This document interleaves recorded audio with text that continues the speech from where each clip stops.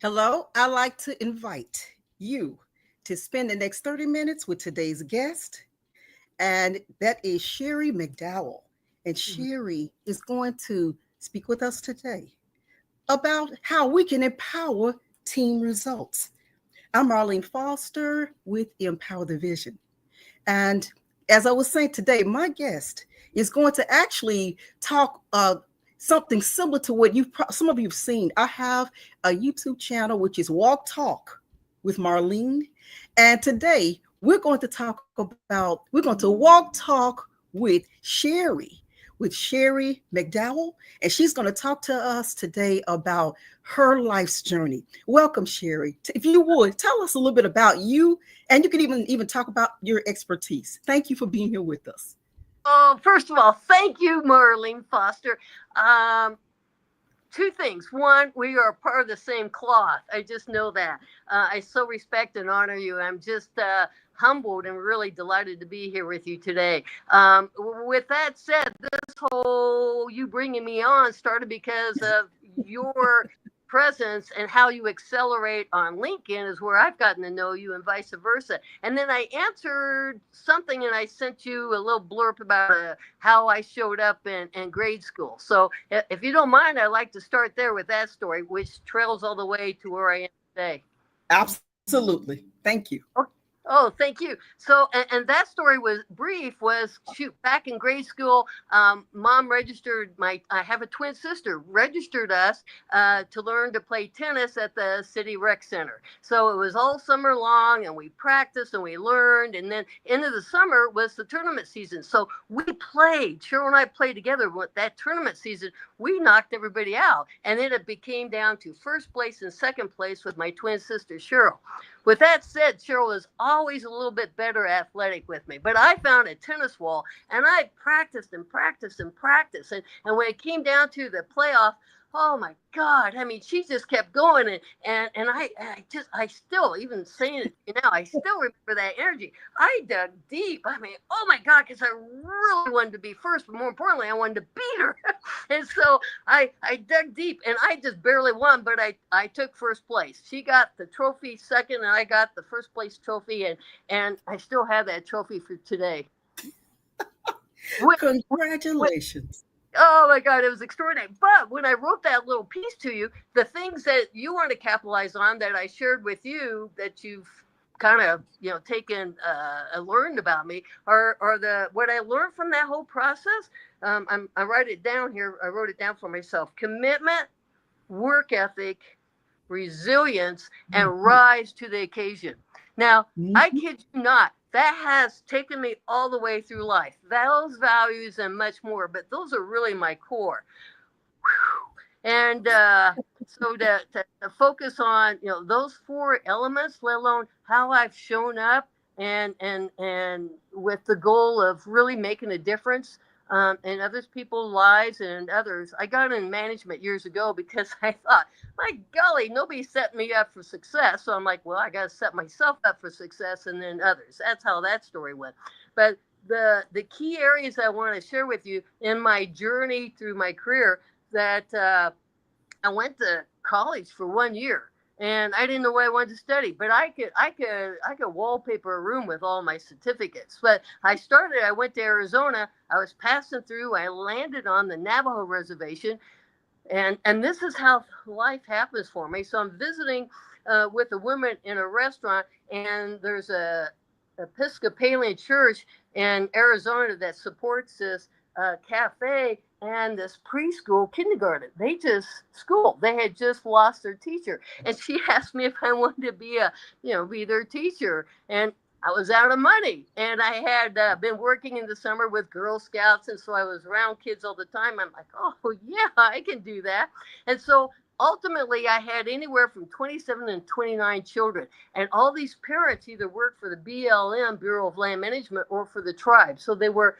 really more upper class, if you will, but they were very traditional. Oh, these families just, whoo, I was embraced. They took me to sings. I didn't know, they're here healing ceremonies. I didn't know till years later that they don't invite Anglos, and it was a rare experience for me. It was extraordinary. But with that said, these parents gave me anywhere from age 2 to age 5 their children. I had 27 to 29 kids. And I took a deep breath because I'm like, almost instantly, I realized, oh my God, these parents are giving me the responsibility, and I'm not just going to babysit. I need to educate. I'm a teacher. I need to educate these kids. I'm like, holy Toledo. So I put plans together, daily plans, I mean, structure.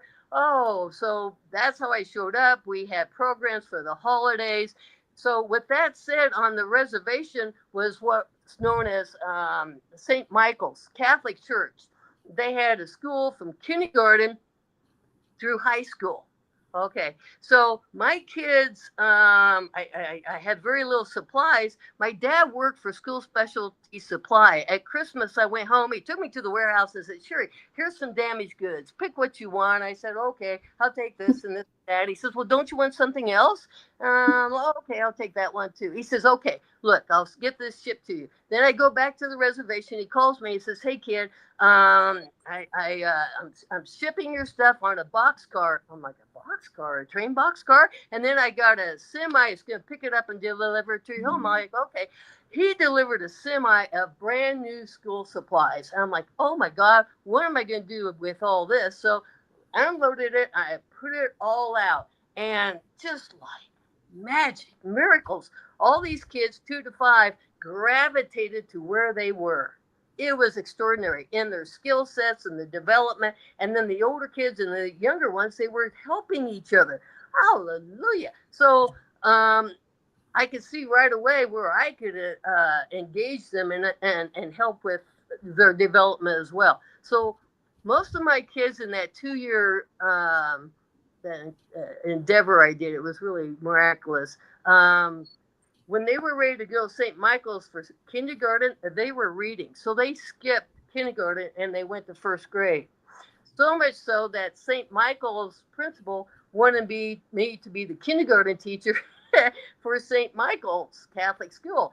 And I thought to myself, oh my God, I don't even have a degree. I can't do this. And anyway, I've been down there 2 years. I thought, I'm just going to go back to Kansas where I'm from. So I let that go. So that was an interesting lesson, too, to think less of myself. It's like, if I don't have this, and it's like, okay. So I did just let that go. I've spent a lot of time really looking at that, how I felt about that, etc. So much so that when through my entire career, when I went to interview, I have held jobs that people with higher degrees only get because of how I show up. And so that was the preschool. I actually got myself into IT. So with the certifications, I did get certified in IT operations at the time. It was running mainframe data centers. So that's what I did. So when that changed, I got the opportunity to work for a company, and we were managed services. Now that's a common phrase, managed services. Our company started that. So with that said, our company specialized with telecommunication. So we got ourselves a contract with a large telecommunication company here in Colorado that was actually in 5 other states as well, but the hub was here in Colorado. And what we did was with managed services, we managed all the IT contractors and consultants. So we found those employees, their skill sets, worked specifically. My job was to work from anywhere from VPs to the directors to the managers, find out specifically what skill sets they needed to get their projects done because it was research and development. All the IT skills, engineering, testing, programming, everything affiliated with that. So they hired me. I inherited an account at that time that was bringing in $150,000 a month. I'm like, okay. I didn't know what I was doing, and again, it was that feeling. I always go back to the feeling because I that's my resource, and I grow on my feelings. It's like, okay, Sherry, it's not parents, but there are people who are like, okay, here's responsibility and accountability. I have to show up, so I'm always learning. and I allow people to teach me by the questions I ask. So Mhm. when I would go talk to a VP or director, I would ask questions, not like annoying, but they were teaching me what they were doing so I could get the skill set that they needed. So with that said, within 5 years, I took that 150K a month to $2.5 million a month. Okay. So it was so much fun. I put so much out. I can work a lot. And it's just fun to me. It's exhilarating to be able to make a difference with companies, employees. God, it's just, I just love it. So that was pretty thrilling. And then that changed because the dynamics of the industry changed as well. So, and then I was invited, and at this point in my career, I was an employee. Now, what I realized as an employee that I was in a box. You know, Sherry, this is all the further your wall is. I'm like, whoa. So anyway, I got an opportunity to be a consultant, and those are the type of people I hired as well. And so Mhm. that position, I was program manager. Now I didn't know I was doing there. So there's project manager and there's program manager. I love program managing because that's managing the whole pie. Yeah. So, and I was in band and marching band, but I really view myself as a conductor. And so I can conduct it and I know first chairs and I just love that. So that's how I always viewed work as well. So with AT&T Broadband, I interviewed this woman because this company that says, as a consultant, if you're interested in this, I can get you an interview the next day. I did. I'm sitting across from this woman, her desk, and she's telling me about this massive state project, brand new telecommunication company that AT&T is starting up, and they're calling it AT&T Broadband. They've been trying to launch it for 2 years in the entire state of Texas. So anyway, I said, yes, I'll go on this interview. And they said to me, well, it's the next day. I'm like, oh, okay. So they got me a ticket and I flew to Texas. So again, I'm sitting across from this woman and I'm listening to her and I'm asking questions. And I'm like, Mhm. woo, this woman needs me. I can make a difference. I didn't know what I was going to do. I just had that feeling. I was just assured. And, uh, and so they hired me. I said, okay, great. And so with that said, I also got notice I had to fly out again to a different place in Texas the next day. And I'm like, oh, okay. So they put me up in a hotel. I meet this woman, and she says, I'm going to go over because and then she shares with me, and then we're going to have a launch meeting. And she says, you're going to run this whole thing. I'm like, oh, okay. And I'm thinking, wow, Sherry, they are paying you a lot of money. You got to show up like you know what you're doing, at least look the part. And that's building my credibility. So with that said, she says, that night, I don't have time. And she's on the phone and talking to people all the time. I'll talk to you in the morning. She wasn't ready for me. So we get into a taxi. She's got a briefcase. She's got a skirt on, and she's whipping out papers, and she's trying to find what she's doing as we're driving off to this meeting. And she says, "Look, here, this is when you're speaking at like I don't know 2:30 in the afternoon." And I'm thinking, yeah, but I'm supposed to fly out at 3:30 because nobody told me, so I had to change my flight. And she says, "And I don't have time to talk to you about this, but here's the project plan." It was total grief because and I had worked in telecommunication before, but they speak in acronyms. I'm like, oh my God. And she says, no worry, I'll talk to you about at lunch. And everybody was all over her. I'm like, okay. Finally, she says, no worries. I'm going to speak first and then you'll start presenting. I'm like, presenting what? And I'm thinking to myself that she didn't have time to talk about it. So, and then she says, no worries. If there's any questions, I'll be able to answer. So everybody's sitting in the whole horseshoe. There must have been 40 people, uh, probably two women, all men. And they're sitting there and, and I had this Greek project plan in front of me. And I'm like, so I'm sitting there and I'm like, okay. So I started off and then I started asking questions because I could quickly decide what departments and what phases that they were in. So I asked them questions and I knew enough about this project plan without really going through the details unknowingly. And then I got comfortable with it once I realized that I was putting them into the hot seat because I was asking them accountability and responsibility questions and everything they were telling me unknowingly to them, they were teaching me. I was taking notes. So by the time it was all done, we can move ahead with the project. So these people were awesome. And what I do, golly gee, Wow. I was raised with the golden rule, do unto others as you want to do. And I really empower them. And that's what they did. They showed up. What I do is what I always wanted. I break down barriers for them. So I broke down barriers. What they couldn't do in 2 years, this team did in 9 months. So we Wow. did. And then we went up to New York and did all of Manhattan. And then we went down the East Coast to Florida and did over 750,000 homes. It was incredible.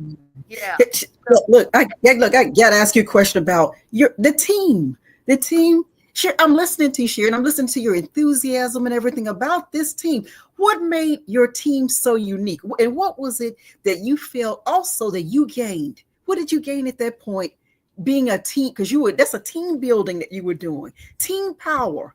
What was unique at that particular moment within your career? What was unique there that caused that team and you as the leader to gain the momentum that you gained? Could you tell us that? I'm listening to you. I mean, that's empowering. thank you. And thank you for using that word unique. And to answer that, I would just continue to use that word is unique because I could see the uniqueness in them. And so if they didn't know their worth, their uniqueness, and the gifts, I'm going back to the preschoolers. That's how I grew them, and that's how I grew these folks. At the same time, I'm growing myself. I'm like, really? So I did at one point. So they plucked me at AT&T Broadband as a consultant in two areas. One, the VPs were meeting, and they wanted me to come in and take notes. I'm like, what? So because I'm thinking, I'm always doing things I've never done before. I mean, I'm just plucked in, and I say yes. Um, Yes. And now the thing, be sure to learn to say no. And it's like, okay, but I'm really happy saying yes. Uh, and so, and they were delighted to have me because I could, get clarity, which gained them empowerment to really go a different direction. I wasn't really on the meeting itself, but what I could ask by the notes I'm taking, they were just like, oh, okay, good thing she's in the room. So that would happen frequently as well. At one point, I had to put together a new project plan, and I'm like, oh my God, what am I going to do? So I had a resource with other consultants, and thank God I was on the phone for about 10, 15 minutes. And what this guy did to me, who's a truly expert up here in project management and how to develop this, he did for me what I do for others. And so I showed up as I always do work. But this case, I was probably as even a consultant there at 6 o'clock in the morning to get this out. And those are, God, I'm like, when you get in the zone, Marlene, when you're running,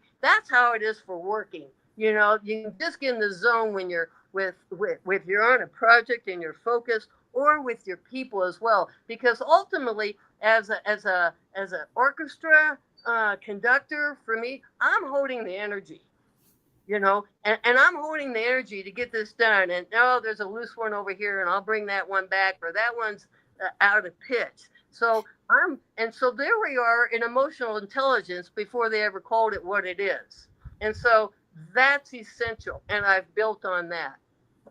And then my next one that I wrote down 1, 2, 3, 4, 5 job experiences that have been essential in my life.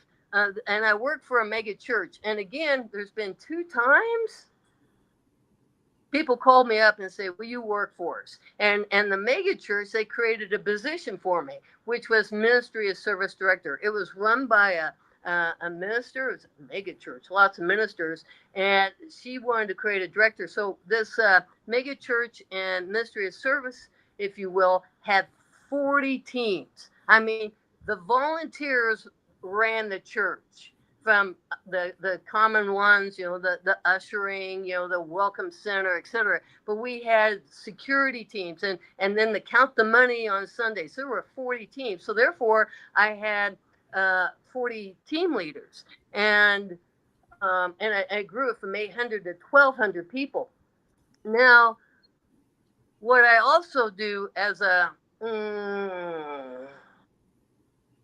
orchestra conductor, I'm really process driven. And so with the minister mentored me, she had her PhD, so we could really get down to all sorts of scenarios for teaching me and expanding me. But she taught me how to really expand process. So I wrote all these processes for 40 teams, so that each volunteer, all we asked is that they show up one Sunday out of the month, one Sunday a month for one service. There were 3 services. So even if you look at the usher team needed 32 people for one service. So times 3 times 4, 4 weeks in a month, that's a lot of people. So as they came and went, the processes had to be so simple and clear. Like, I don't know what I'm doing. Oh, yeah, boom. So that's what I created. And the best part for me is, where I'm an early bird, thank goodness, was arriving so early to church. I could see these team leaders and volunteers coming. And I mean, they don't even know I'm watching them. The smiles on their face. I mean, they're getting ready to be in service, and whoo, that's how I show up. I'm in service to people. And to see that on them, whew, yeah. Wow. Wow. Sherry, I gotta ask you this. I'm listening to you have a really strong leadership Mm. ability. I'm listening to you, and you work well with teams.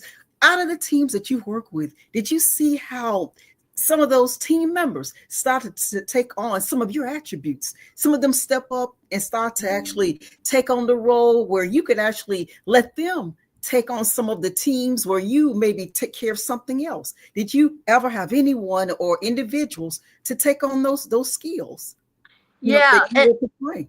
Great question. Yes, and that's all been, life journey and the lessons as well. Because that's why I'm like, oh my God, I want to grow these people so I can continue to grow. Let me go up here so I can do all that. And then that's also learning with the dynamics and the emotional intelligence. A lot of them, like, yeah, they just wanted to run with it. And then it just depends on emotionally where they're at, in their development or skill set as well, and then from the hidden agendas, etc. So it's just learning to manage all that. But yeah, I would say clearly, if not 80, 20, 90, 10%, meaning the big numbers, the 80 and 90 people were just expanding and growing and taking it on. One point, there was a woman at church. She came and met with the minister and I, and she wanted to start an angel team. Now, the angel team was going to be flexible to be wherever there was somebody who didn't show up, like for the ushers, et cetera, et cetera. And she got, and we got this for her. She wanted a big pin that they would wear, and it says angel. I mean, those people were like walking around as angels. They loved it. I mean, they were. Yeah, so there's, oh God, yeah, and you know what I knew really for the volunteers is that even how they showed up here, they were taking that back to the real world as well. Any more than when I knew for the preschoolers. Whoa, I mean, this is like, oh my God, I felt so much responsibility for these babes, if you will, 2 to 5 year olds. How I showed up with them and give them the foundation to learn and grow as a being, let alone with their minds and thinking, was going to make or break how they showed up within the world. So, and I guess a side note on that, because these parents trusted me, and that's by walking the talk, as you said, and building credibility. But one woman in particular had 5 kids, and so I got a hold of the camp director back in Kansas. I talked to my folks back in Kansas, and ultimately I got 5 girls, probably from age 8 to 10, scholarships for a week in Kansas at the Girl Scout camp. And then my family, my mom and dad, put them up before the camp started and afterwards, so their parents could come and pick them up as well. And they and these parents trusted me to send them to Kansas. It was extraordinary. And then they come, yeah. So yeah, I just, yeah. So Yeah, I don't know you know this, Marlene, because you and I know this.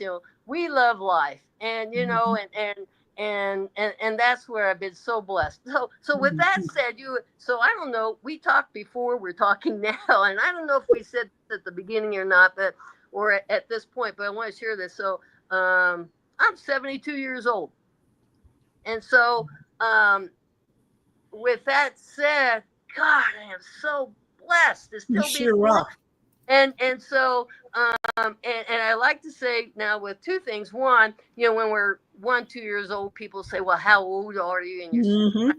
show your little fingers. And I'm so proud to say, I'm 72 now. How cool is that? Now the other thing, in my entire career, there's always in business, politics and everything else. And I've reached that point in life because if the company and the people that I work for and vice versa weren't asking me this, I was asking it of myself for them. How high do you want me to jump? What I was okay. Now, where I'm at now, and this is my favorite part to talk about next. They look at me and say, "Sherry, how high do you want us to jump?" I have tried.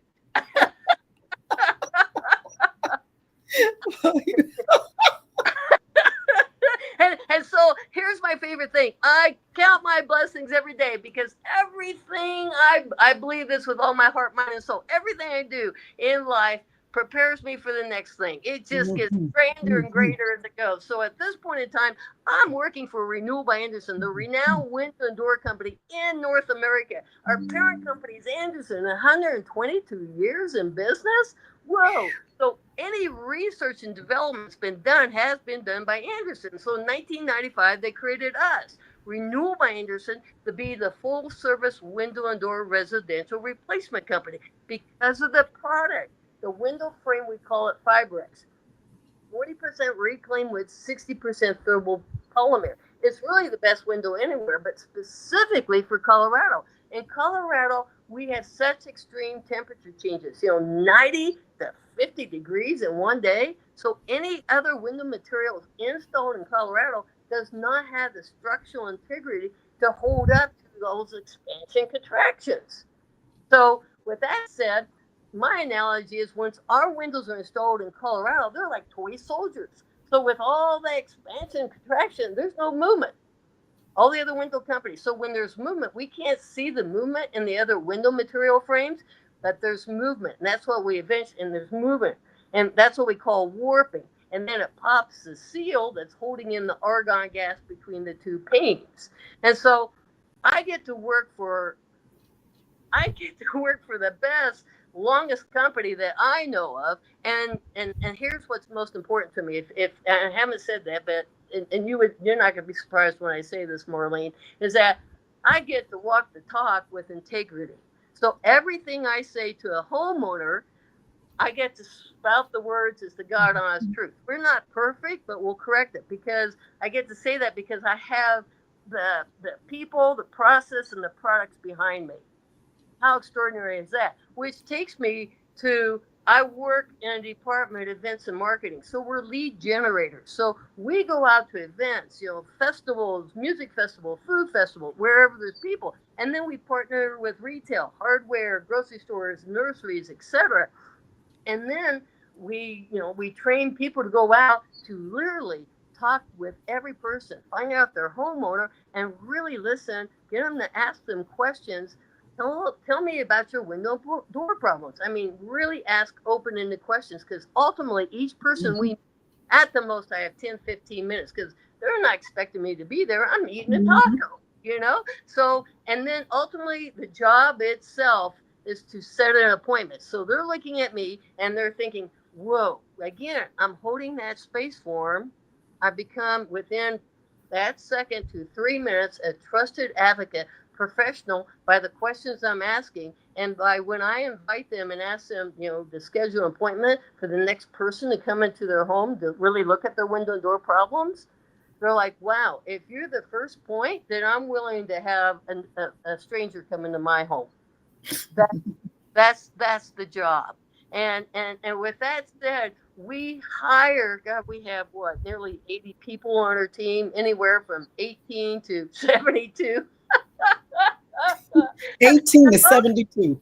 Yeah, but most of them are really pretty young. So, everything has prepared me for this. I am having probably the best time in my life, because I get to make a difference in people's lives, in their homes, and represent one of the best that still walks the talk.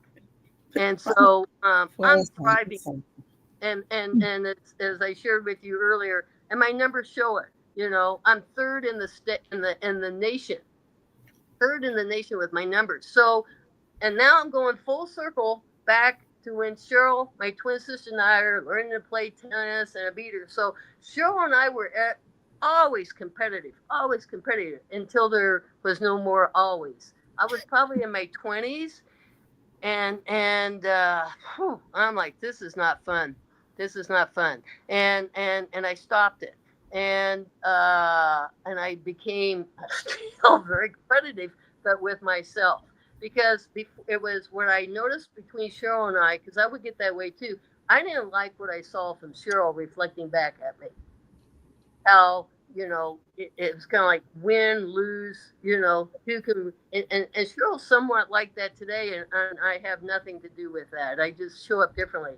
And yet we go out to eat every month, and I can see her. Wow, she's really, we learn from each other, and that's such a blessing too. But to have the opportunity back to these kids, I'm out there. My goal last year, I had over 200 demos, and I'm on the way to get 400 this year. So with all these people, I'm willing to train, but they schedule me for the first night of training, because I really share the culture and what it takes. So here's the deal.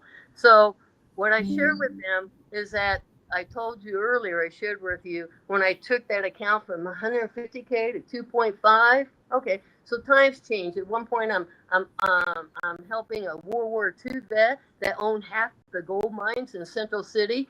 He's a World War II vet, so I'm helping him get his affairs in order. So his health, etc. It's like I can see the handwriting on the wall. I'm thinking, well, what am I going to do next? So I see this opportunity to work for Renewable Anderson. It says work weekends, have fun, and get paid, and up to $75 an hour. I'm like, that's my cup of tea.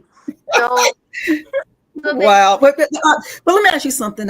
What would you like to say though to the audience right now? Because we're at a point where I'd like for you to come back another time, Sharon, talk to us again. But what would you like to just on a last note say to the audience about, as you said, about team power, about resilience, commitment? What do you want to say to them they can take away with them today that reminds them of you? Oh, you know what? I guess, oh my gosh, thank you for that question. Okay, everyone, believe in yourselves. Trust yourselves. Trust within yourself. Trust your inner self. And always go deep and rise to the occasion. We're not alone. For those who have faith and not, we're not alone. But always rise to the occasion and be true to yourself, because what I share is different for Marlene and for you. So be true to yourself and show up. However that is, people will like it or not, it doesn't matter, but show up. And I guess trust those feelings, because when we show up, we're rewarded with the pure joy, it's like, or the love or the peace, and all those important feelings that we have that will tell us, whoo, I'm on the right path. That's my message. Let's do this. I agree with you there. I agree, and I just want to just briefly say this before we end. I was just listening to you as a team player, as a team builder.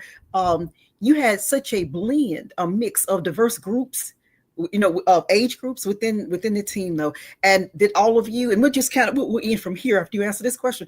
How did they actually blend? How do they blend together? How do you blend together with the youthful groups within the team, and how do they with you? I just wanted to ask you that before we actually leave today. I've been wanting to ask you that. That's a great question. I was a late bloomer. Just, I don't know if it was a twin or me or what, but I was a late bloomer. But and my dad died in 2011, and he always called me a kid. Between my twin and I, it was always "Hey kid," but his tone, we always knew which one he was talking about. So I was always a kid. It was probably until I turned 70, it's like all of a sudden, like, whoa. I knew then I was no longer a kid. So I can relate to people, and that's my adaptability. Because and having a twin put me on the fast track to learn emotional intelligence and to be the one to adapt and be flexible. I can meet people who's like, okay, you're not ready to be adaptable and flexible. I am ready to be adaptable and flexible to really to connect. You know, I'm just connecting. So and when I tell them that first night in training, because they'll shadow us, they'll make assignments. Here's go work in the field with somebody, and so I'll get someone assigned to them. And when the managers are assigning people to me, I'll look at these new trainees for their first night, and I said, if you don't know this and that, they won't schedule with me. So here's the deal. I'm looking for, there's people at different levels.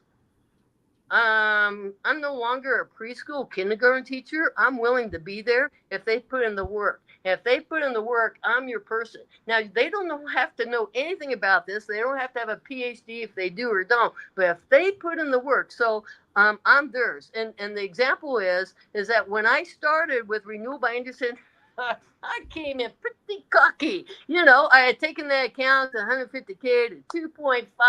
And I'm like, really, I'm not shaking my head, but boy, that's what's going on inside. So my trainer, I'm always looking up because he's really tall, and he's the homeowner, and I'm the rep, and we teach the whole methodology, entire script, and then he's just standing there, and I was in a pool of sweat. And I'm like, oh my God, I'm not even sure I'm going to test out. So I put my big girl pants on.